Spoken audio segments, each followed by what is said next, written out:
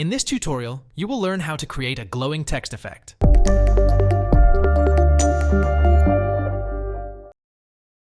Once your text is set up, navigate to the Effects panel and enter Glow into the search bar. Proceed to apply the Alpha Glow effect to the text layer by double-clicking with the left mouse button.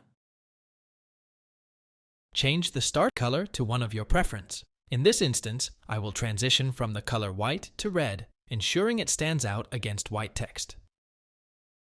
Elevate the glow value to its maximum of 100 and reduce the brightness value to 170. This adjustment will create a subtle glow along the text edges without it appearing excessive. To enhance the brightness of the glowing color, apply the VR Glow effect to your text layer. Make sure that you place it above the Alpha Glow effect, otherwise it will not work. Ensure that the Use Tint Color box is checked and choose the same color that was selected for the Alpha Glow's effect. And there you have it, a vibrant, crisp glow accentuating the edges of your text. You can adjust the value of glow radius to your liking. Thanks for watching and don't forget to subscribe.